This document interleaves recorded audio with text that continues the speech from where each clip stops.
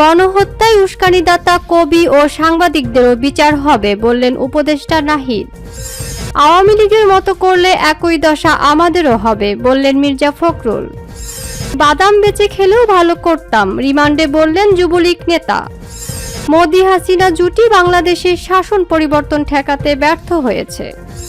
শহীদ পরিবারকে 5 লাখ ও আহতদের 1 লাখ টাকা করে ক্ষতিপূরণ দেবে ফাউন্ডেশন। আসসালামু আলাইকুম দর্শক, আমাদের হাতে থাকা সর্বশেষ সংবাদে আপনাদের স্বাগত। এতক্ষণ শুনছিলেন সংবাদ শিরোনাম, এবারে থাকছে বিস্তারিত। গণহত্যায় উস্কানিদাতা কবি ও সাংবাদিকদেরও বিচার হবে বললেন উপদেষ্টা নাহিদ। তথ্য ও সম্প্রচার মন্ত্রণালয়ের উপদেষ্টা নাহিদ ইসলাম গণহত্যায় উস্কানিদাতাদের বিচারের আওতায় আনার উপর গুরুত্বারোপ করেছেন। তিনি বলেন, কবি, সাহিত্যিক, সাংবাদিক ও সাংস্কৃতিক ব্যক্তিদের মধ্যে যারা ফ্যাসিবাদের সঙ্গে জড়িত ছিলেন কিংবা গণহত্যায় উস্কানি দিয়েছেন তাদের অবশ্যই বিচারের আওতায় আনা হবে। বুধবার দুপুরে সচিবালয়ের তথ্য মন্ত্রণালয় সম্মেলন কক্ষে আয়োজিত এক সংবাদ সম্মেলনে সাংবাদিকদের প্রশ্নের জবাবে তিনি এসব কথা বলেন। নাহিদ ইসলাম ফ্যাসিবাদের সঙ্গে জড়িত বলতে বুঝিয়েছেন বিভিন্ন লেখনী ও মতামতের মাধ্যমে জনমত তৈরি করে গণহত্যার পক্ষে পরোক্ষভাবে কাজ করেছেন এবং গণহত্যার জন্য উস্কানি দিয়েছেন। কেবল সাংবাদিক, সাংস্কৃতিক ব্যক্তিত্ব ও কবি পরিচয়ে কেউ রেহাই পাবেন না। সাংবাদিকদের বিরুদ্ধে দায়ের করা হত্যা মামলা সম্পর্কিত অপর এক প্রশ্নের জবাবে নাহিদ ইসলাম বলেন, মামলাগুলো সরকার করছে না, জনগণ তাদের জায়গা থেকে করছে। অনেক ক্ষেত্রে ব্যক্তিগত শত্রুতার জায়গা থেকেও মামলা করা হচ্ছে। সেই জায়গা থেকে আমরা নির্দেশনা দিয়েছি এবং আশ্বস্ত করেছি যে এই মামলাগুলো দ্রুত সময়ের মধ্যে পর্যালোচনা করা হবে। তদন্ত করে কারো বিরুদ্ধে অভিযোগের সত্যতা প্রমাণিত না হলে তাকে মামলা থেকে রেহাই দেওয়া হবে। এ সময় তিনি জানান, মঙ্গলবার জাতীয় প্রেস ক্লাব ও সচিবালয় সাংবাদিক ফোরামের নেতৃত্ববৃন্দের সঙ্গে মতবিনিময় করেছি। তিনি বলেন, আমি তাদের বলেছি যদি কোনো সাংবাদিকের বিরুদ্ধে মিথ্যা অভিযোগ করা হয় বা ক্ষতিগ্রস্ত হওয়ার বিষয় থাকে তাহলে তার ব্যাপারে তথ্য মন্ত্রণালয়ের বিস্তারিত পাঠাবেন। আমরা তার বিষয়টি দেখব। বাংলাদেশ সেনাবাহিনীকে ম্যাজিস্ট্রেসি ক্ষমতা দেওয়া সংক্রান্ত এক প্রশ্নের জবাবে তথ্য উপদেষ্টা বলেন, আইন শৃঙ্খলা পরিস্থিতি ধীরে ধীরে উন্নতির দিকে যাচ্ছে। আইন শৃঙ্খলা পরিস্থিতি যাতে দ্রুত সময়ের মধ্যে ঠিক হয়ে যায়, জননিরাপত্তা যাতে নিশ্চিত হয়। আমরা যেহেতু একটি জরুরি পরিস্থিতিতে আছি, দেশ পুনর্গঠন করতে হচ্ছে, সেহেতু সেনাবাহিনীকে এই ক্ষমতা দেওয়া হয়েছে। আগামী 2 মাসের জন্য এই ক্ষমতা দেওয়া হয়েছে। তিনি আরো বলেন, এই সময়ের মধ্যে পুলিশ বাহিনীকে সম্পূর্ণ সংস্কার করে আরো শক্তিশালী ও আস্থার জায়গায় নিয়ে এসে তাদের মাঠে ফিরিয়ে আনা হবে। এ কারণেই এমন সিদ্ধান্ত নেওয়া হয়েছে। তথ্য মন্ত্রণালয়ের গুজব শনাক্তকরণ সেল সম্পর্কে জানতে চাইলে নাহিদ ইসলাম বলেন, আমরা ফ্যাক্ট চেকিং নিয়ে বিভিন্ন অংশীজন ও মিডিয়ার সঙ্গে কথা বলছি। কিভাবে ফ্যাক্ট চেকিং বিষয়টি আরো শক্তিশালী করা যায় সেটা নিয়ে ভাবছি।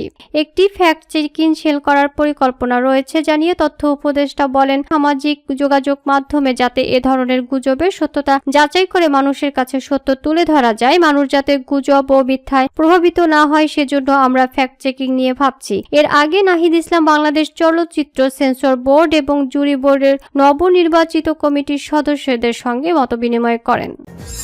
আওয়ামী লীগের মতো করলে একই দশা আমাদেরও হবে বললেন মির্জা ফখরুল। টানা প্রায় 15 বছর ক্ষমতায় থাকাকালে আওয়ামী লীগ যা করেছে এবং যেভাবে গণ অভ্যুত্থানে তাদের বিদায় হয়েছে সেটা বিএনপি করলেও পরিণতি একই হবে বলে মন্তব্য করেছেন দলটির মহাসচিব মির্জা ফখরুল ইসলাম আলমগীর। এজন্য দলের নেতাকর্মীদের সতর্ক করেছেন তিনি। বুধবার 18 সেপ্টেম্বর দুপুরে ঠাকুরগাঁওয়ের হরিপুর উপজেলা বিএনপি আয়োজিত এক জনসভায় প্রধান অতিথির বক্তব্যে তিনি এসব কথা বলেন। নেতাকর্মীদের উদ্দেশ্যে মির্জা ফখরুল বলেন, আজকে আমরা এই মুক্ত বাংলাদেশ বাস করছি, কিন্তু মনে রাখবেন এই মুহূর্ত সেই পর্যন্তই মুক্ত ও স্বাধীন থাকবে যতদিন আমরা মুক্ত ও স্বাধীন রাখতে পারবো। তিনি বলেন, আমরাও আওয়ামী লীগের মতো শুরু করলে তাদের মতো একই দশা আমাদেরও হবে। সেজন্য বিশেষ করে বিএনপি নেতাকর্মীদের মানুষের ভালোবাসা অর্জন করতে হবে। কারো প্রতি অন্যায়, অত্যাচার এবং অবিচার করা যাবে না। বিএনপি মহাসচিব বলেন, ফ্যাসিবাদী হাসিনা সরকার আন্দোলনে 2000 ছাত্র জনতাকে খুন করেছে, অনেকের হাত পা কেটে ফেলতে হয়েছে, কারো মাথার খুলি উড়ে গেছে। সংখ্যালঘু সম্প্রদায়কে নির্ভয় দিয়ে বিএনপি মহাসচিব বলেন, দেশি হিন্দু সম্প্রদায়ের মানুষরা আমাদের আমানত, তাদের রক্ষা করার দায়িত্ব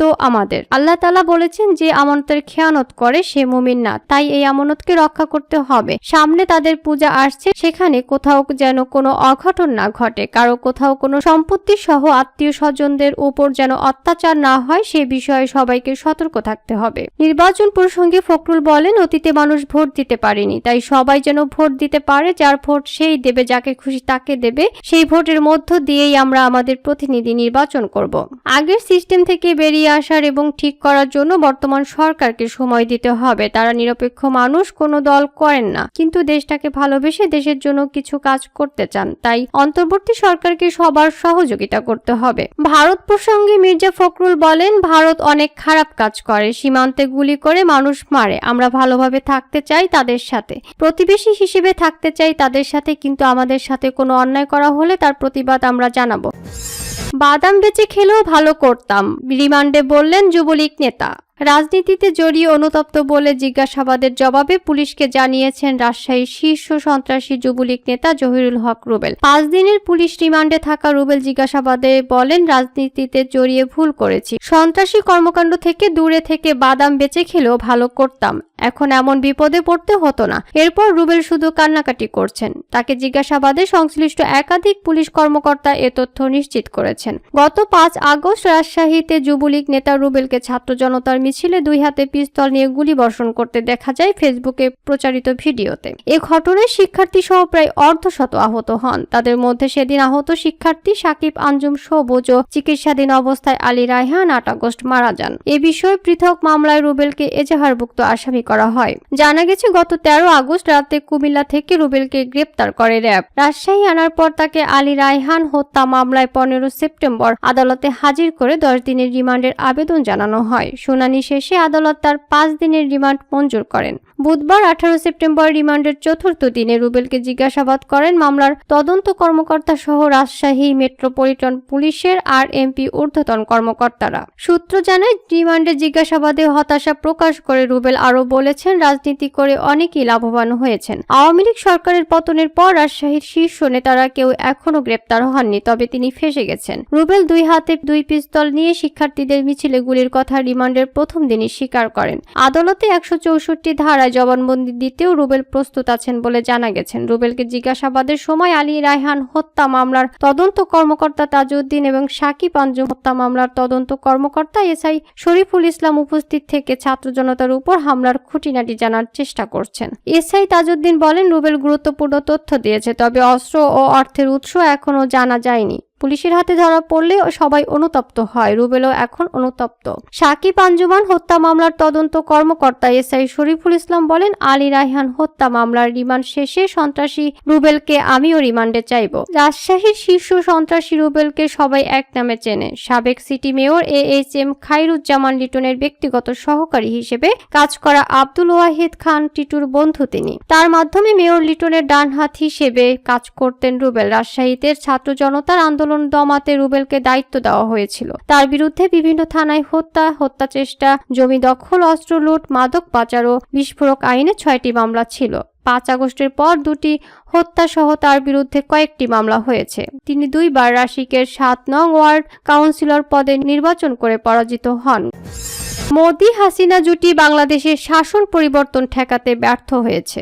বাংলাদেশের শাসন ব্যবস্থার পরিবর্তন থেকে শিক্ষাকে বিচ্ছিন্নভাবে বিশ্লেষণ করা যায় না। এমনকি ভারতের মতো একটি শক্তিশালী প্রতিবেশীর সমর্থনও বাংলাদেশের অজনপ্রিয় সরকারকে টিকিয়ে রাখতে ব্যর্থ হয়েছে। পাকিস্তানের অনলাইন মিডিয়া এক্সপ্রেস ট্রিবিউনে করাচির সামাজিক বিজ্ঞান বিশ্ববিদ্যালয়ের প্রাক্তন ডিন ও আন্তর্জাতিক সম্পর্ক বিভাগের অধ্যাপক মুনিশ আহমর বাংলাদেশের সার্বিক পরিস্থিতি বিশ্লেষণ করে দেখিয়েছেন যে অন্তত মোটা দাগে বাংলাদেশের শাসন ব্যবস্থার পরিবর্তন থেকে উদ্ভূত 3টি পাঠের কথা চিন্তা করা যায়। শেখ হাসিনার পতন থেকে কি শিক্ষা নেওয়া দরকার এবং বাংলাদেশের এই পরিবর্তন এই অঞ্চলে কিভাবে প্রভাব ফেলবে? বেসামরিক স্বৈরশাসক এবং তাদের অনুসারীরা কি শিখবে কিভাবে জনগণের শক্তি একজন স্বৈরাচারীকে চলে যেতে বাধ্য করতে পারে? এই 3টি প্রশ্নের উত্তরে নিহিত রয়েছে বাংলাদেশের সাম্প্রতিক রাজনৈতিক পরিবর্তনের মূল উৎসগুলো। প্রথমত, ছাত্র ও অন্যান্য সরকার বিরোধীদের মধ্যে ঐক্য এবং সেই সাথে তাদের পরিকল্পনা যা অসাধ্য সাধনে সাহায্য করেছে। নিছক বিবৃতি ও বাগাড়ম্বর দ্বারা অত্যাচারী সরকারকে অপসারণ করা যায় না। চাকরির কোটা পদ্ধতির বিরুদ্ধে আন্দোলন ঠেকাতে আওয়ামী লীগের ছাত্র সংগঠন ব্যর্থ হলে হাসিনা সরকার অপরাজেয়তার মিথ পরিষ্কার হয়ে যায়। দেখায় যে রাজনৈতিক সমর্থন বা শক্তিশালী লুকানো শক্তির ধাক্কা ছাড়াও একটি আন্দোলন একটি শাসনকে উচ্ছেদ করতে পারে যদি একটি কারণের জন্য লড়াইকারীরা একক মনোভাবাপন্ন হয় এবং এটি নিজেরা করে। দুর্ভাগ্যবশত 1968, 69 এবং 1977 সালে পাকিস্তানে জনগণের আন্দোলন সামরিক শাসন জারি করে। পাকিস্তান ও বাংলাদেশের রাজনৈতিক সংস্কৃতিতে বিস্তর পার্থক্য রয়েছে। পূর্বের দুর্বল গণতান্ত্রিক ঐতিহ্য রয়েছে। মাত্র বছর দুয়েক আগে মনে হয়েছিল দুর্নীতি, স্বজনপ্রীতি, নির্বাচনী কারচুপি এবং রাজনৈতিক প্রতিপক্ষের বিরুদ্ধে বল প্রয়োগের কারণে বাংলাদেশের কোনো শক্তিই উঠতে পারবে না। কিন্তু শীঘ্রই শেখ হাসিনার শাসনের বিরুদ্ধে লাভা বিস্ফোরিত হয় তার দৃশ্যমান অজেয়তা সত্ত্বেও। বাংলাদেশের ছাত্র সমাজ আওয়ামী লীগ সরকারের বিরুদ্ধে প্রতিবাদ করে তার স্পষ্ট জানিয়েছিল যে তারা আপোষ করবে না এবং তাদের আন্দোলন চালিয়ে যাবে।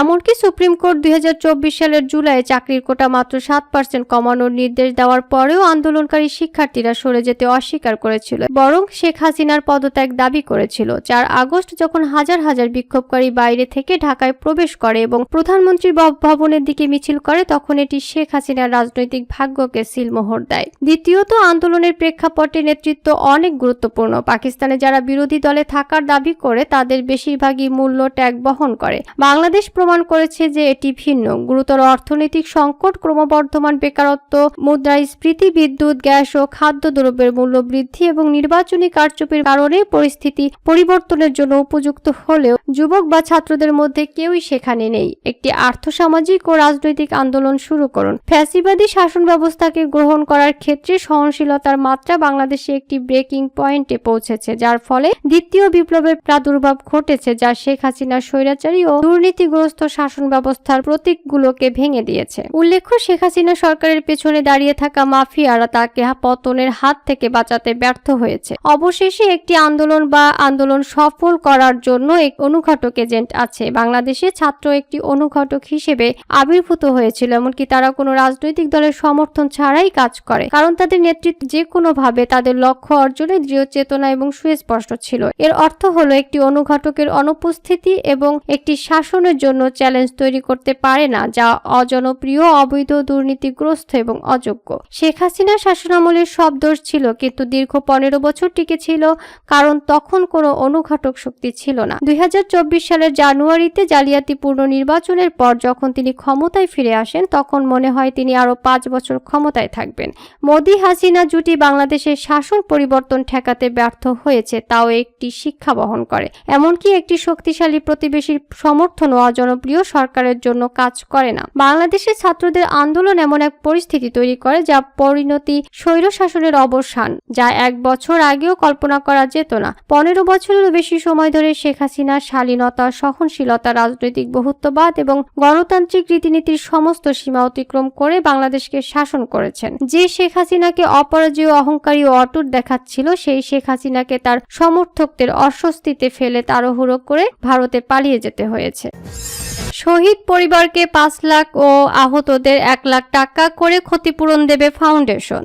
বৈষম্য বিরোধী ছাত্র আন্দোলনে নিহত শহীদদের প্রত্যেক পরিবারকে প্রাথমিকভাবে 5 লাখ এবং আহতদের প্রত্যেককে সর্বোচ্চ 1 লাখ টাকা ক্ষতিপূরণ দেওয়ার সিদ্ধান্ত হয়েছে। আজ বুধবার 18 সেপ্টেম্বর রাজধানীর রাষ্ট্রীয় অতিথি ভবন যমুনায় অন্তর্বর্তী সরকারের প্রধান উপদেষ্টা অধ্যাপক ডক্টর মোহাম্মদ ইউনূসের সভাপতিত্বে জুলাই শহীদ স্মৃতি ফাউন্ডেশনের কার্যনির্বাহী কমিটির প্রথম সভায় এ সিদ্ধান্ত হয়। আহতদের ক্ষতিপূরণের অর্থ যত দ্রুত সম্ভব প্রদান করা হবে এবং ঢাকায় অনুষ্ঠেয় স্মরণ সভায় শহীদ পরিবারের হাতে চেক তুলে দেওয়া হবে। প্রধান উপদেষ্টা নেতৃত্বাধীন কমিটি সমাজের সব পর্যায়ের মানুষ, বিদেশে বসবাসরত প্রবাসী বাংলাদেশি এবং বিভিন্ন সংস্থা ও ব্যবসা প্রতিষ্ঠানের প্রতি জুলাই শহীদ স্মৃতি ফাউন্ডেশনে অনুদান প্রদানের আহ্বান জানায়। কমিটি ফাউন্ডেশন পরিচালনার জন্য একটি অফিস স্পেস এবং স্বেচ্ছাসেবক খুঁজে বের করার সিদ্ধান্ত গ্রহণ করেছে। এছাড়া সবাই জুলাই আগস্ট গণজাগরণের সমস্ত ভিডিও, ছবি, মৌখিক ইতিহাস ও অন্যান্য নথি ও স্মৃতিচিহ্ন সংরক্ষণ ও